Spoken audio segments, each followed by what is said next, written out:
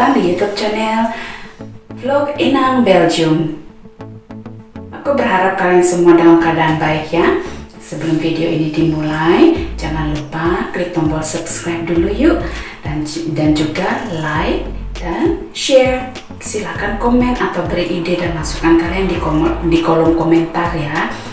Nah, aku mau mengucapkan terima kasih dulu sebelumnya sudah berkenan menonton video ini dan meluangkan waktu untuk menonton video ini dari awal sampai akhir. Di video kali ini aku mau berbagi tentang riwayat atau kisah hidupku ya, yang berliku-liku. Nah, ini adalah kisah nyata ya, memang kenyataan yang terjadi di dalam hidupku. Bukan untuk bermaksud yang macam-macam, enggak. Jadi coba simak di video ini dari awal sampai akhir ya. Nah,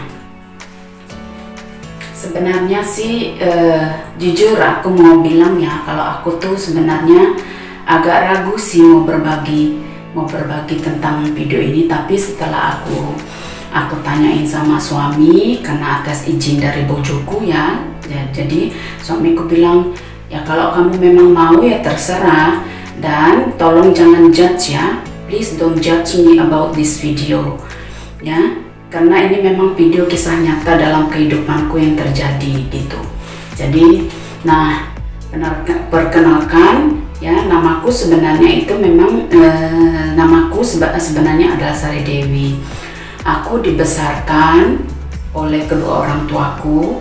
Aku asli dari orang Batak ya.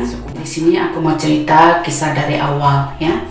Nah, aku itu dibesarkan oleh kedua orang tuaku dengan penuh cinta ya. Nah, aku lahir di Jakarta ya, di Jakarta, dan papaku adalah seorang arsitek hotel. Punya nama cukup bagus deh pokoknya. Nah, jadi kita tuh besarnya jadi per 5 tahun gitu, papaku dapat kontrak ya, kalau bahasa dalam dialek Bataknya itu bilangnya bapak atau pae. Nah, jadi bapakku ini per 5 tahun mendapatkan kontrak kerja di tiap provinsi yang berbeda. Jadi seperti kita itu per 5 tahun kita dari Pontianak 5 tahun kontraknya, dan 5 tahun lagi kita ke Jogja, 5 tahunnya ke Bali, 5 tahunnya ke Jakarta, 5 tahun begitulah pokoknya berpindah-pindah.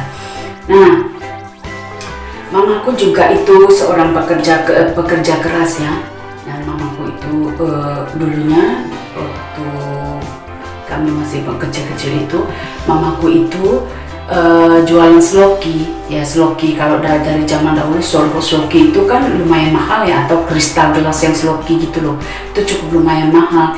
Jadi mamaku itu bisnis itu ambil dari kapal ya, dari pelabuhan, kapal-kapal yang besar itu kan dari luar negeri. Jadi itu langsung dijual pokoknya ke orang-orang atau ke agen gitu yang mau nerima sloki kristal itu kan, karena cukup lumayan mahal. Nah, aku tuh merasakan ya, dari dulu memang kita tuh nggak pernah kekurangan kalau dalam ekonomi itu, berkecukupan ya dibilangnya. Puji Tuhan sih berkecukupan semua. Sampai sampai papaku itu ya mendapatkan hampir setiap minggu itu ya weekend. Jadi mendapatkan gratis gitu untuk menginap di hotel, karena kan papaku arsitek hotel nih, arsitek hotel itu. Jadi papaku itu mendapatkan bonus di hampir setiap minggunya itu untuk menginap gratis bersama keluarga di Presiden Suite di hotel tersebut. Nah, dengan fasilitas yang mewah itu kan pastinya kita cukup nyaman ya, merasa cukup ya, puji Tuhan, seneng juga sih pokoknya dari hotel yang berbintang apa aja kita sudah pernah rasakan, sudah sampai di Presiden Suite sudah pernah kita rasakan, dengan fasilitasnya, ada jacuzzinya, ada kamar, karena kan dapat ya untuk weekend itu untuk keluarga dari Jumat atau Sabtu, pokoknya sampai Minggu gitu deh. Nah, di tengah ekonomi yang berkecukupan ini kan memang aku gimana yang mau dibilang ya, memang jalannya Tuhan ya mungkin membuat kami sepertinya beda gitu ya, beda dari yang lain. Nah, aku ini anak yang paling kecil dari 3 bersaudara ya. Aku punya abang, kalau bahasa Bataknya itu abang, kalau kita orang Indonesianya bilangnya kakak ya. Nah, aku punya kakak yang kedua dan aku adalah yang ketiga, yang terakhir, dan merantau pun yang paling jauh terakhir gitu loh, sampai ke Belgia gitu. Dan aku pun nggak pernah memikirkan sampai, nggak pernah bermimpi dong, nggak pernah di pikiranku itu aduh pengen ya sampai ke Belgia, enggak ya, cuman doa aja ya. Sekarang aku ceritain. Nah, aku lahir waktu itu di Jakarta. Setelah itu dengan bisnis yang lumayan oke, mamaku itu bisnis loki dan papaku arsitek. Jadi per 5 tahun kita itu berpindah-pindah. Nah, setelah itu kan kita nih tambah besar ya. Terus mamaku akhirnya memutuskan seperti ini, kita nih harus settle down gitu sama papaku, bersama bapakku bilang harus settle down. Jadi anak-anak kan sudah mulai besar, sudah mulai nantinya remaja, pasti dong mulai punya sahabat, punya teman yang baik, yang bisa untuk bicara apa gitu.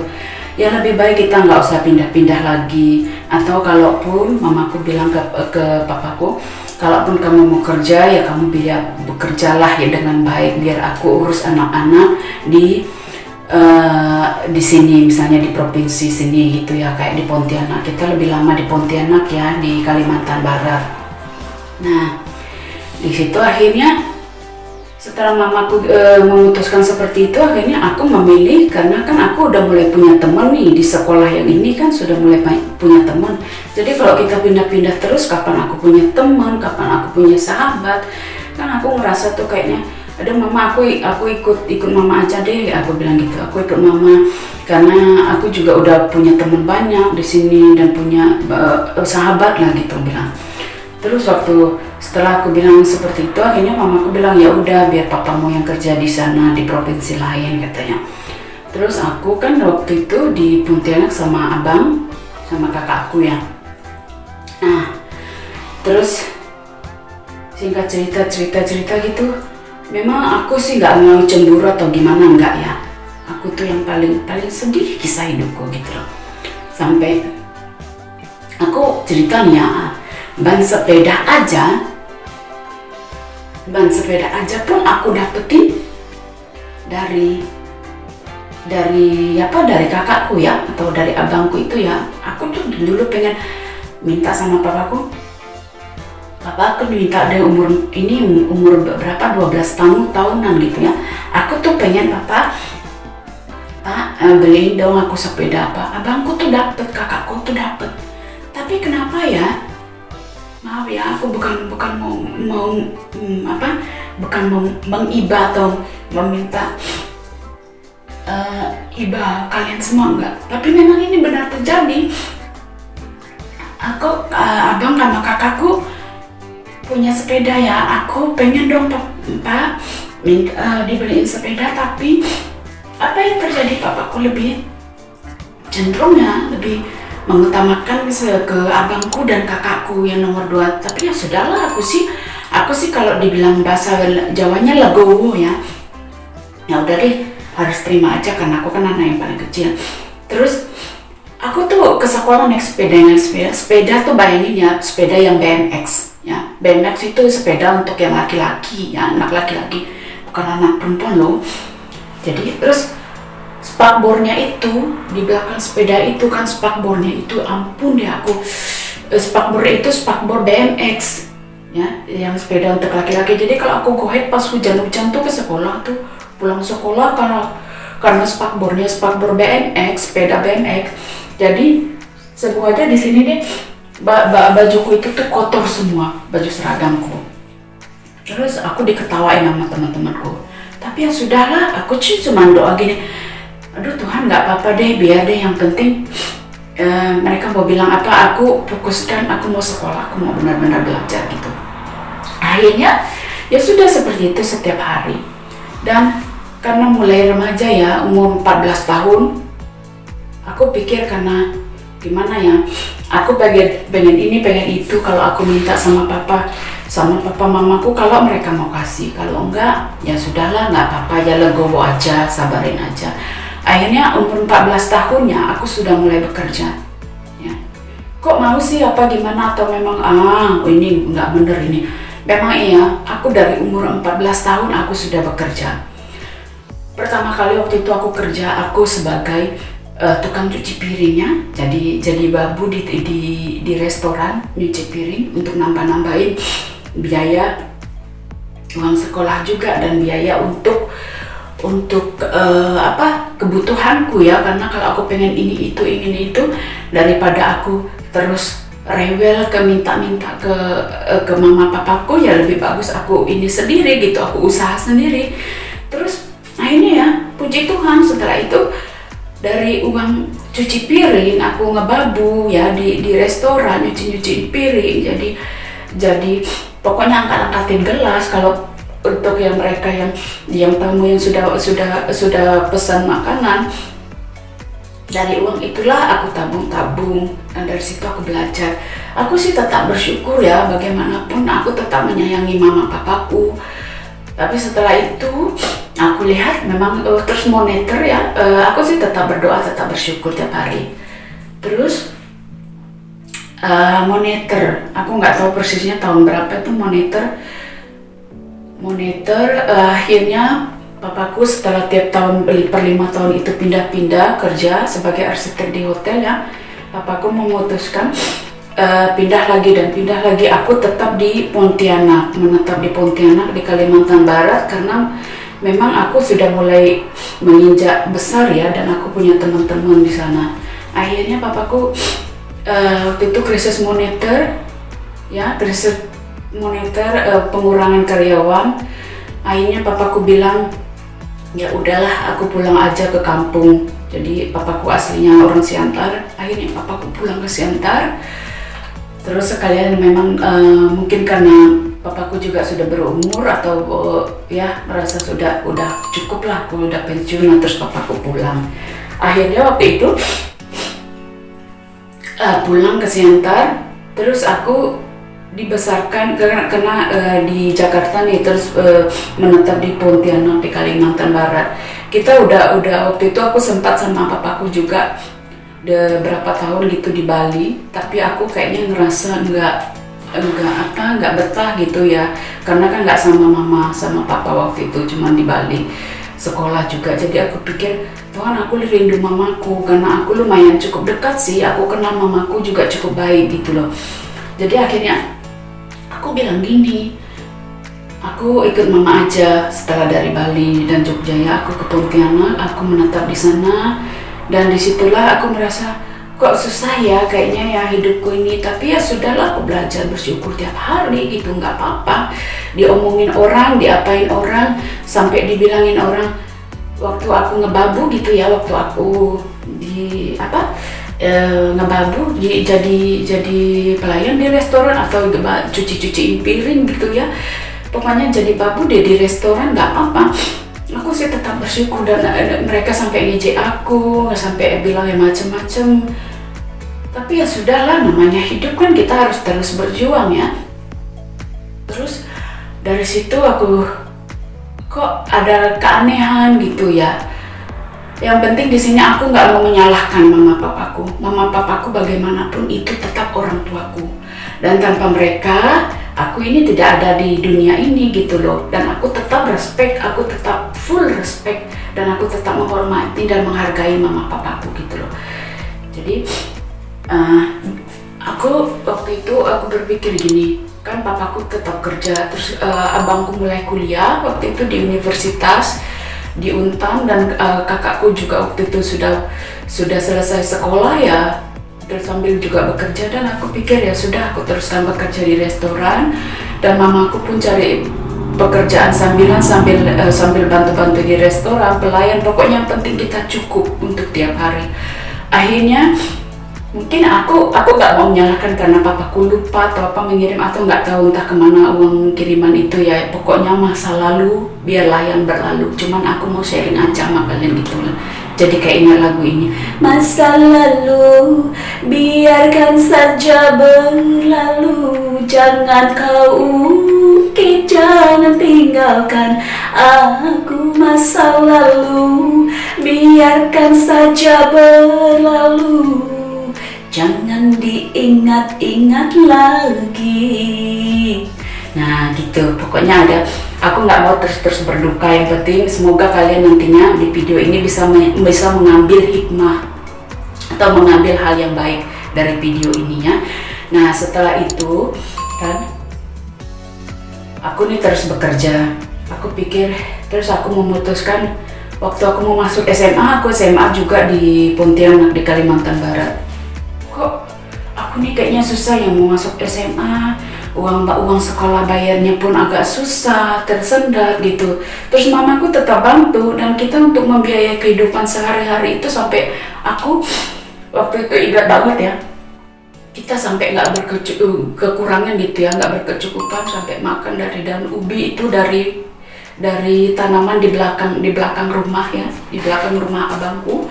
Itu yang kita ambil jadi sayur pakai nasi sama garam, pakai daun ubi dan minyak sedikit.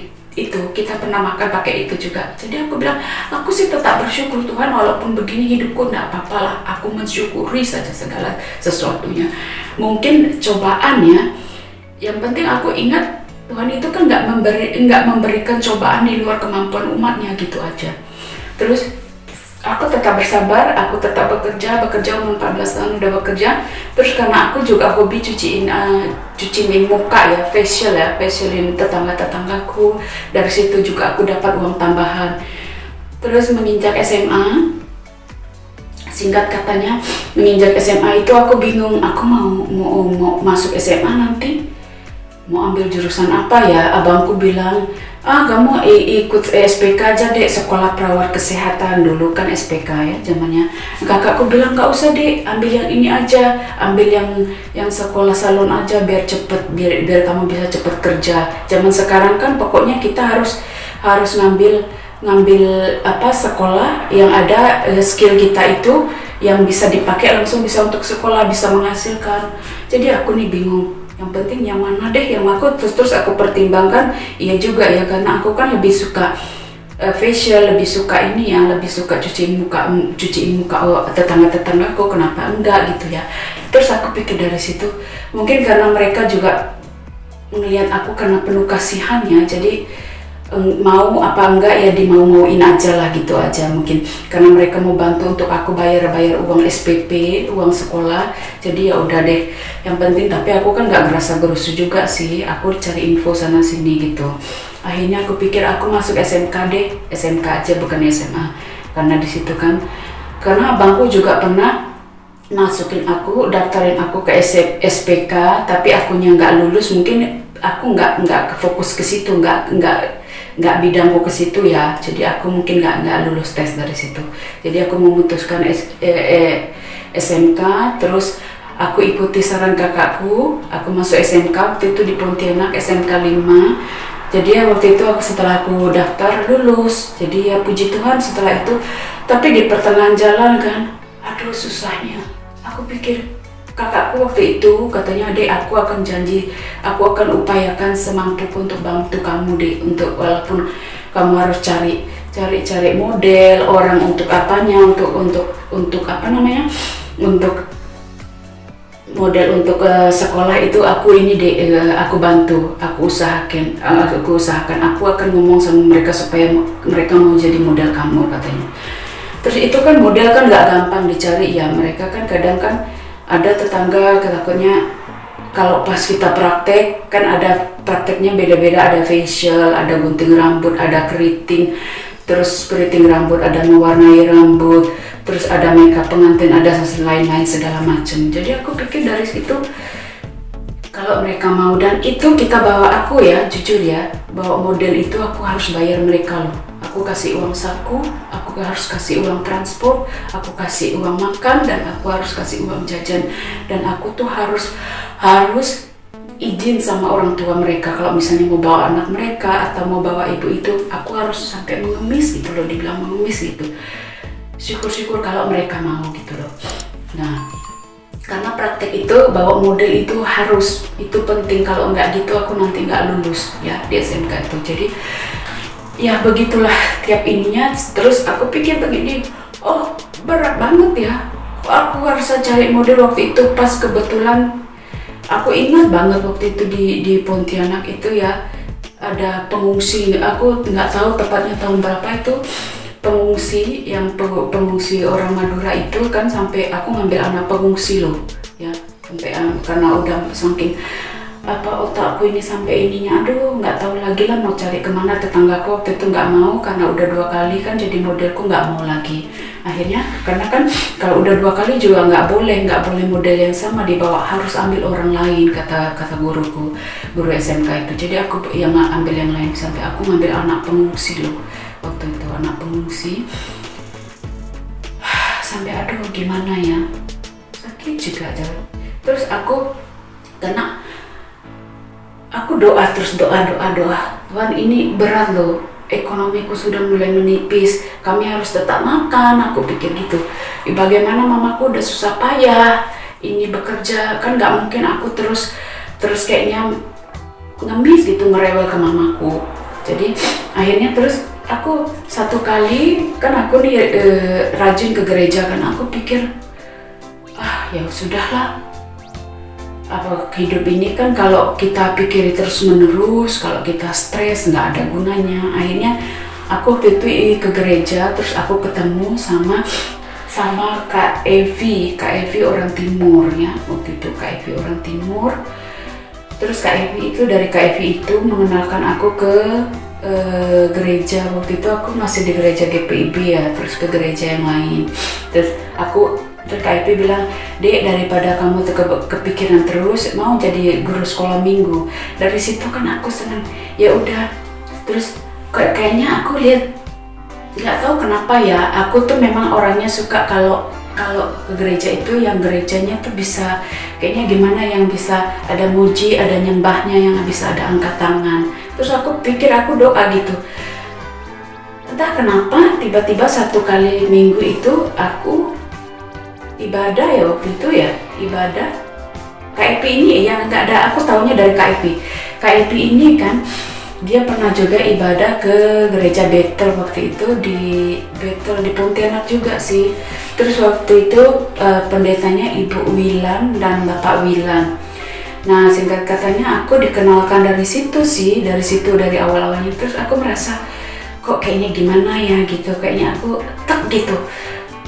Aku tuh ngerasa nyaman gitu, karena kan aku orangnya kadang wah gitu ya, kadang dibilang aku orangnya melankolis, sedih juga iya, dibilang kalau riang juga gitu. Jadi tapi aku kalau mau muji Tuhan itu gitu kan, kalau mau misalnya ke gereja aku lebih suka wah gitu. Akhirnya aku di gereja ini kan, di gereja Bethel ini ketemu sama Ibu Wilan dan Bapak Wilan, dan dari situ ya karena itu mungkin udah jalannya Tuhan yang mereka membukakan pintu. Terus aku dapat bantuan dari situ, dapat bantuan uang sekolah ya dari mereka.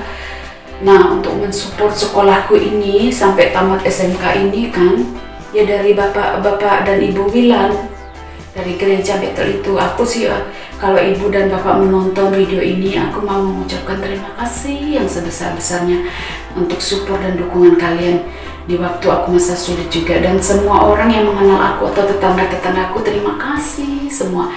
Kalian adalah yang terbaik, tanpa dukungan kalian aku ini nggak ada apa-apanya, nggak ada sampai sekarang ini.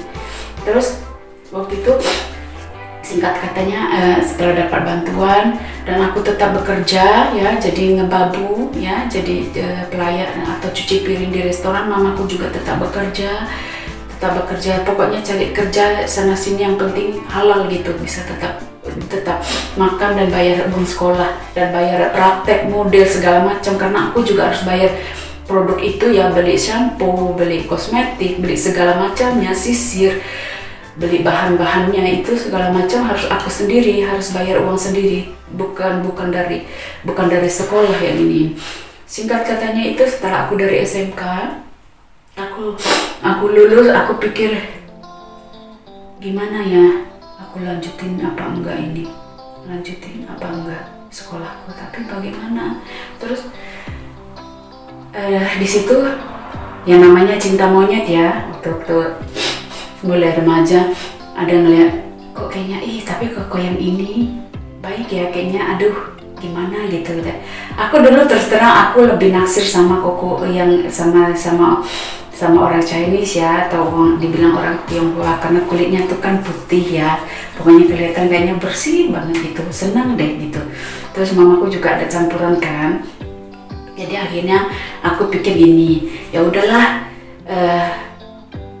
mana tahu, tapi kalau syukur-syukur kalau koko itu seneng, kalau enggak ya nggak apa-apa, aku pikir gitu aja. Tapi setelah aku hampir lulus SMK, pikir aku mau lanjut kuliah tapi biaya nggak ada atau bagaimana ya. Akhirnya kakakku bilang, Dek, kakakku dia udah pindah gitu. Setelah aku di pertengahan di kelas 2 SMK, kakakku udah pindah ke Medan, katanya dia mau balik lagi ke Pontianak tapi nggak balik-balik deh, dan beliau memutuskan menikah. Ya sudah, aku mengerti, aku memaklumi, nggak apa-apa. Dan aku sih tetap doa yang terbaik untuk kakakku dan keluarganya, nggak apa-apa. Terus akhirnya singkat waktunya aku memutuskan, karena ya sudahlah, aku bilang sama mamaku, Mama gimana kalau kita pindah ke Medan saja, karena kan kakak sudah di Medan, papa pun sudah di Siantar ya, sudah di Medan. Ya udahlah, akhirnya kami naik kapal ya. Waktu itu aku ingat kapal apa namanya gitu, bukan peri sih. 3 hari 3 malam perjalanan dari Pontianak ke Medan ya, 3 hari 3 malam, karena itu kita ambil kelas ekonomi, kapal yang murah-murah karena duitnya nggak cukup ya, nggak sanggup bayar uang tiket pun nggak sanggup. Jadi setelah itu akhirnya singkat katanya kita pindah ke Medan. Di situ entah bagaimana, terus aku sambil les sambil kursus, tapi aku pikir aku mau ambil kursus aja, coba aja, mana tahu ke Australia, dari nyebrang aja dari Papua ke Australia gitu kan, apa-apa deh galah, mungkin dari susah mungkin, pokoknya gimana aku kursus lah. Singkat itu aku kursus, aku ambil les, aku ambil sekolah lagi memang khusus untuk gizi, nutrisi, vitamin dan yang lain-lain segala macam, kosmetik ya, 2 tahunan gitu. Tapi aku sambil bekerja, karena kalau sekolah nggak bakalan cukup, aku nggak ada uang untuk bayar uang sekolah atau kuliah atau apa, kalau nggak disambilin kerja aku nggak sanggup bayarnya. Jadi dan aku pun nggak mau membebani orang tuaku. Nah dari situ, padahal kan kalau kalian bertanya kan ada abang, ada kakakmu tuh yang bisa bantu. Gimana ya, mereka punya hidup masing-masing ya. Aku nggak mau, aku orangnya sistemnya aku nggak mau membebani mereka. Selagi aku mampu ya, selagi aku bisa, aku kan punya 2 kaki 2 tangan, dan syukur puji Tuhan kasih aku kesehatan, masih bisa kerja ya, kerja yang halal, kenapa enggak gitu. Mau gebabu, mau nyuci piring di restoran, mau ngapain, yang penting halal gitu aja. Terus aku tuh ingat sampai tiap hari pulang sekolah aku jam 10, jam 11-an tuh baru tidur. Kadang sampai ngerjain PR pun malam-malam ngantuk mata, udah ngantuk gini loh, ngantuk berat gitu, karena kan capek pulang sekolah. Aku ganti ke rumah itu jalan kaki loh. Aku ingat dari Pontianak itu sampai aku tinggalnya di kompleks perumahan ya di Sungai Raya Dalam. Jalan kaki itu 35 menit ya, 35 menit aku harus jalan kaki sampai ke rumah. Tengah panas tuh kan, terus aku pikir harus jalan kaki. Panas, habis itu aku harus pergi kerja sampai jam 8:30 malam atau jam 9 malam. Tapi ya tiap hari aku jalaninya dengan penuh syukur gitu loh. Tapi nggak apa-apa, setelah aku ke Medan, kenapa terus aku pikir, karena kan ya sudahlah, hidup seperti ini nggak usah diratapin. Terus aku lihat teman-temanku tuh, sampai kalau aku ngeliat mereka ya, ada yang sudah jatuh ke drugs, ada yang sudah seks di luar nikah, padahal mereka keluarganya sudah ini loh, padahal keluarga ekonominya mantep banget loh, udah pokoknya nomor 1 lah, papa mereka kaya raya, tapi kok mereka bisa begitu ya, aku pikir. Sampai mereka curhat ke aku,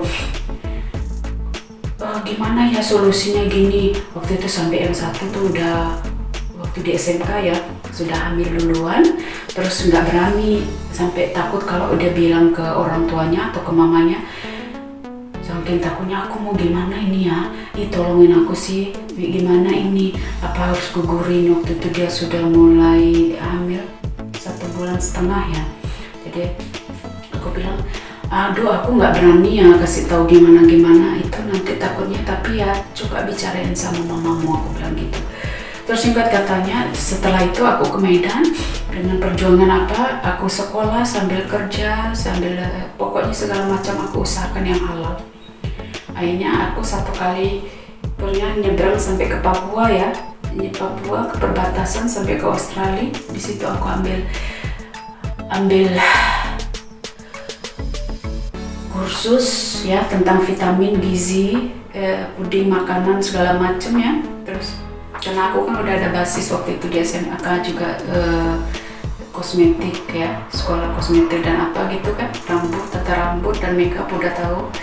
Jadi aku pikir ya udahlah, nggak apa-apa, hidup penuh perjuangan. Akhirnya singkat punya cerita, ya sudah, akhirnya di Medan itulah aku lebih lama. Waktu itu aku dari Siantar, tapi aku Siantar aku nggak betah ya, karena di Siantar kan kota kecil ya. Jadi aku ke Medan cari kerja lagi, sempat tinggal sama kakakku ya, kakakku dan kakak iparku, abang iparku. Tapi aku merasa kayaknya lebih enak aku mau mandiri, gitulah kuncinya. Aku mau mandiri, jadi aku minta izin keluar dari rumah mereka dan aku mandiri sendiri. Aku ngontrak waktu itu ya, ngontrak di kamar kos. Dari situlah terus aku sampai dicaci maki, dihina sama kakakku, dibilangin segala macem, sampai gimana ya, sampai hampir diperkosa sama kakak iparku. Tapi ya sudahlah, aku sih orangnya legowo aja, yang berlalu sudahlah berlalu ya kan. Masa lalu biarkan saja berlalu, jangan kau ungkit, jangan tinggalkan aku. Masa lalu biarkan saja berlalu. Itu jadi pokoknya aku sih kuncinya aku nggak mau meratapi, yang berlalu biarlah berlalu. Nah itu saja. Nah setelah singkat itu kita perjalanan hidup harus terus ya berlalu ya, tetap strong, tetap kuat, tetap pokoknya harus mensyukuri setiap hari itu, mensyukuri. Dari situ akhirnya kehidupanku mulai membaik. Waktu itu aku kerja di salah satu di klinik juga ya, waktu itu pernah di klinik Pak, sampai di Jakarta, sampai di Medan di klinik kosmetik. Terus waktu itu sampai pernah di klinik yang lain di situ, pindah-pindah terus gitu ya, pindah-pindah sampai akhirnya kok bosku orang Tionghoa ya, orang Chinese ya, baik banget, puji Tuhan baik banget. Terus kasih aku bonus kerja dari bonus kerja, terus pokoknya bantuin deh gitu, cewek, Cici Abe namanya, Cici Abe baik banget gitu. Terus akhir itu dari situ kehidupanku mulai membaik di Medan. Nah di Medan itulah aku ketemu dengan bojoku. Di masa yang sulit pun aku tetap waktu itu bisa sampai bantu papaku ya, tetap bisa bantu papa mamaku, sampai ngasih mereka, syukurnya gitu, puji Tuhannya bisa ngasih mereka bantu ya sedikit lah, nggak mesti sampai berjuta-juta enggak, tapi bisa bantu mereka lah gitu. Itulah ungkapan aku terima kasihku, balas budiku ke mereka, ke beliau gitu. Bagaimanapun mereka itu tetap orang tuaku, baik buruknya mereka tetap orang tuaku, dan abang kakakku mereka juga tetap abang dan kakakku. Aku tetap sayang mereka, aku tetap menghargai dan menghormati mereka gitu loh. Karena kan satu darah itu ya tidak bisa dipungkiri, nggak bisa dibilang enggak. Kalau family itu ya keluarga, tetaplah keluarga gitu loh. Oke deh, sekian dulu ya pemirsa. atau teman-teman terkasih yang berkenan menonton videoku kali ini, please don't judge me. Please don't judge about my video. I just want to share about this video about the story of the miracle. My English not really so good, but I will do my best. So you can be able to understand, so can follow it. So I was grow up in Jakarta. I was born in Jakarta. So my father was one of the architect hotel in Indonesia. So I was grow up. So every 5 years, my father got the contract from the boss of the company. So every 5 years we move to another province in another island of another province in Indonesia. So that's the way we grow up. But I was born in Jakarta. So my mom was working, have a business with crystal glass in that time. The name is Sloki. That was so popular, and it's good business in that time, long time ago. And so every 5 years we move to Yogyakarta, to Bali, to West Borneo, Kalimantan, Pontianak, and that's the way I grew up. Once certain time, I was said to my mom and to my dad, now is the time I'm a beginner teenager. So I have a friend. I have a lot of friends in this school. So I would like to have a more a good friend, settle down now. We can be able to settle down the life. So I prefer to choose to stay with my mom in Borneo, in West Kalimantan. That's the way I grew up. So, and my father still continue to work architect a hotel every 5 years, so moving like that. And then after that, my life is, I can say, was miracle, and until right now it's still miracle. Why? Because on the 14 years old, the first time I was walking, I had to walk in a restaurant. It's babu. They call it babu or ngebabu, to wash the dishes. Wash the dishes in the restaurant. Whatever work, as long as the good work, the good job of I do it.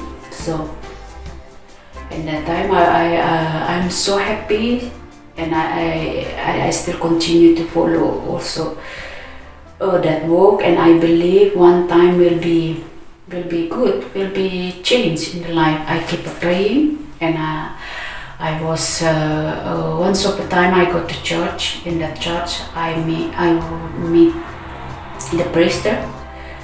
Name is Ibu Wilan, Mrs. Wilan, and Mr. Wilan, and from them they help me to support my school, to be able to support my school. So I still continue to work, because when I am in high school, I study how they call it, the study about the special for the special school, or the cosmetic, or the hair, and etc. like that. So for that I need to be able to get someone every time during the practice time of the exam. So I need to pay them, that person. I need to give the food, I need to give the money, and I need to pay for the transport, and I need to begging to the parents of to that person to believe me if I'm allowed to bring that person like that to for my practice, like example for the makeup, for the hairstyle, to cut the hair, to color, to make the curly hair.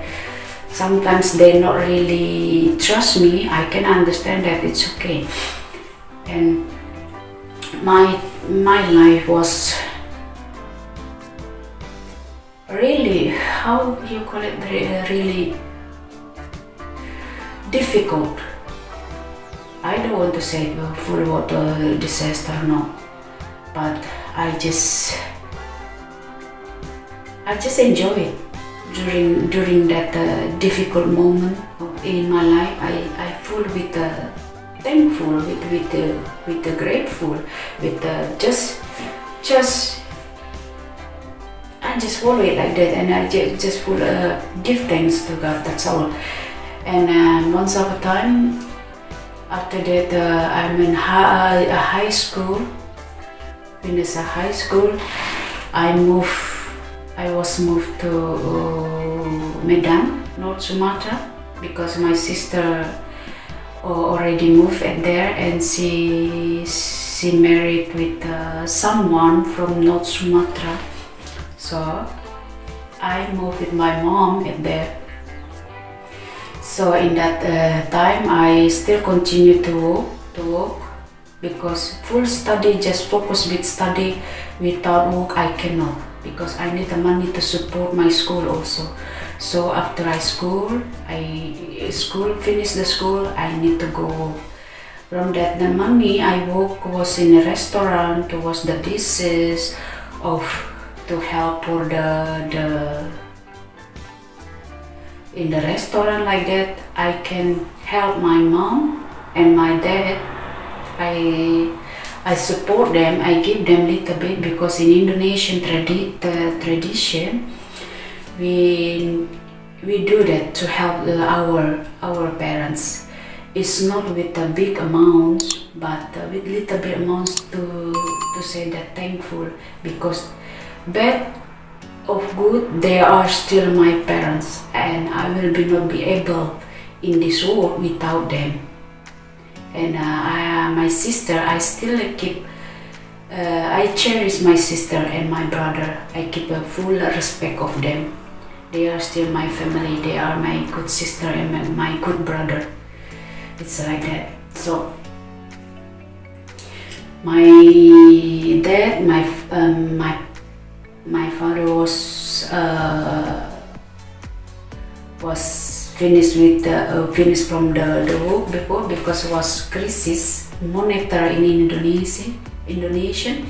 So he quit from his job, of how you can call it, a pension of retired, because he think he's already old enough. At the same time, he want to back to Medan. So finish with the architect from hotel, just back to the Siantar, and continue to help in the rice field of his parents, like that. And yeah, that's the way I moved to Medan, and how my life is continue like that. And after that, I grow. I become an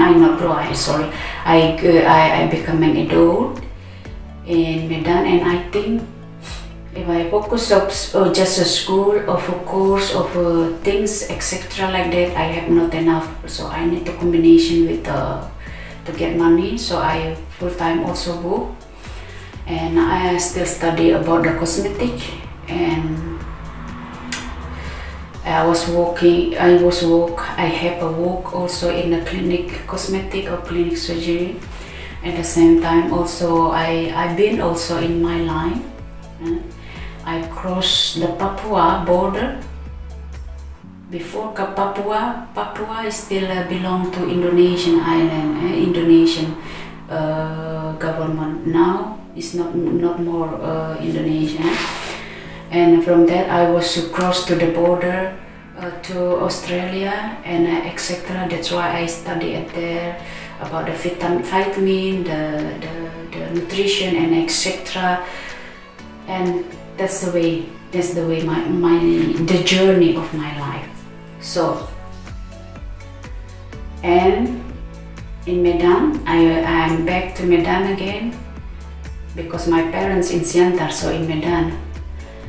I was in Medan. That's the way I meet my ex-boyfriend. Now is my husband, my beloved husband. But about the story I will tell you again later on my next video. So thank you for watching this video. Don't judge me, please don't judge me, and I hope from this video now you can take something good, the positive thing